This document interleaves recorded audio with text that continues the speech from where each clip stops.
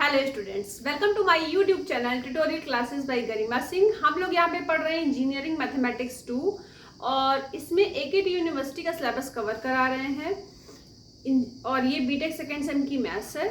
तो आज जो क्वेश्चन बोर्ड पे लिखा हुआ है फोरियर सीरीज का क्वेश्चन है और आइए देखते हैं इस क्वेश्चन को देखने से पहले अगर आपने चैनल को सब्सक्राइब ना करा हो तो प्लीज़ सब्सक्राइब कर दीजिएगा और वीडियो पसंद आए तो लाइक भी कर दीजिएगा।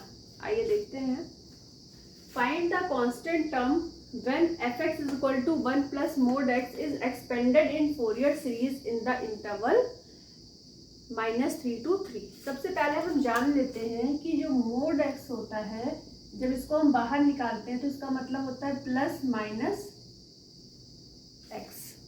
ठीक है, तो इसको हम कैसे लिख सकते हैं? सबसे पहले तो fx को ही आप लिखिए 1, फिर ये प्लस का साइन, तो एक बार प्लस का x, यहाँ पे पहले माइनस का x लिखिए, माइनस का x। ठीक है, लिमिट हो जाएगी आपकी x is greater than -3 less than 0। इस -3 को ही लिख रहे हैं हम इस तरीके से। फिर 1 प्लस x, इसकी लिमिट क्या हो जाएगी? x is greater than 0 less than 3। तो ये तो आप सीख गए लिखना। तो 1 प्लस और माइनस एक्स, तो क्या हो जाएगा? माइनस एक्स हो जाएगा। तो यहाँ पे आप सीधे से लिख दीजिए 1 माइनस एक्स। ठीक है, अब क्या करना है? हमें पता है a0 कांस्टेंट टर्म होता है। अब इसकी वैल्यू क्या होती है? 1/c। अंदर क्या होता है? fx dx, lower limit a upper limit b। ठीक है, अब देखिए, और हमने c क्या बताया था? अगर इस तरीके से दिया हो तो c की वैल्यू क्या होती है? Upper limit minus lower limit b minus a upon 2। b क्या है? 3, फिर माइनस का साइन, -3 अपॉन 2। तो क्या मिल जाएगा हमको? 3 + 3/2 6/2, तो 3 मिल जाएगा। ये आपको दिखाई पड़ रहा है बोर्ड पे? अच्छा, ये उधर चला गया, थोड़ा सा रब करके इधर बता देते हैं, ये दिखाई नहीं पड़ रहा आप लोगों को। c की वैल्यू निकालने के लिए देखिए b - a/2 होता है, तो कैसे निकालोगे? 3 माइनस -3/2, तो ये हमारी किसकी वैल्यू है? c की वैल्यू निकल रही, तो हमारी c की वैल्यू निकल गई 3। ठीक है, तो अब देखिए इसको लिखेंगे कैसे? 1/3। 1/3 के बाद इंटीग्रेशन का साइन, लोअर लिमिट क्या है? -3, अपर लिमिट क्या है? 0, और इसके लिए फंक्शन है 1 - x dx प्लस।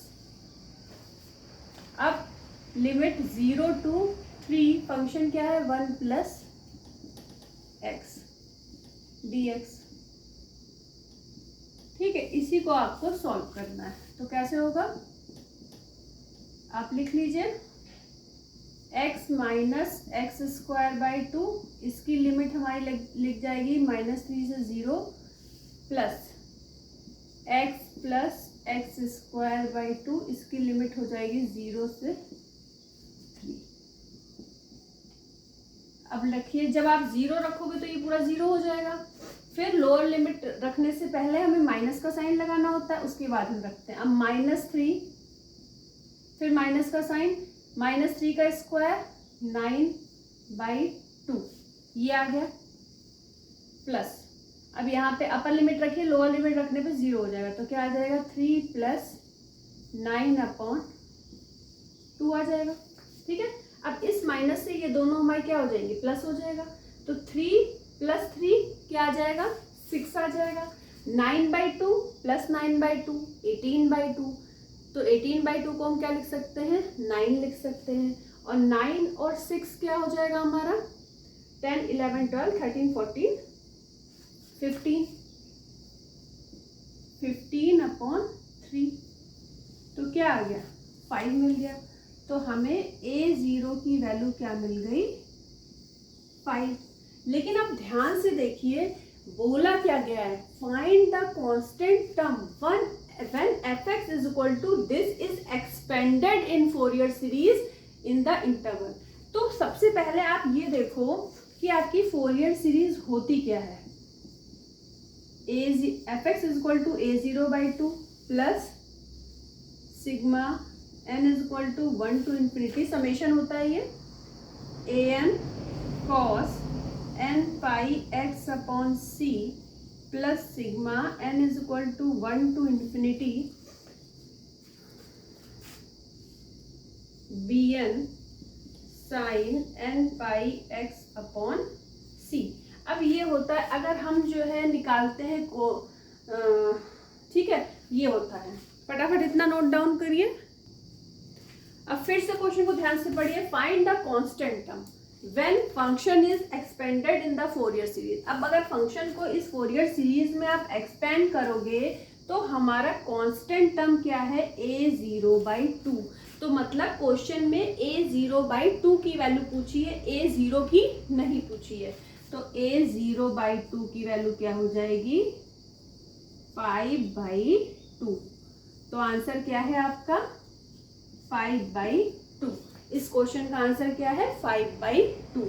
समझे? ऐसा नहीं कि आप a0 की वैल्यू लिखाओगे 5 तो आंसर गलत हो जाएगा, क्योंकि कांस्टेंट टर्म इस फोरियर सीरीज की a0/2 है, तो a0/2 की वैल्यू पूछी है। ठीक है, क्वेश्चन समझ में आ गया हो तो इसे लाइक कर दीजिएगा, वीडियो को, चैनल को सब्सक्राइब कर दीजिएगा और अपने फ्रेंड सर्किल में शेयर कर दीजिएगा। आज के लिए इतना ही। All the best to all of you. Thank you.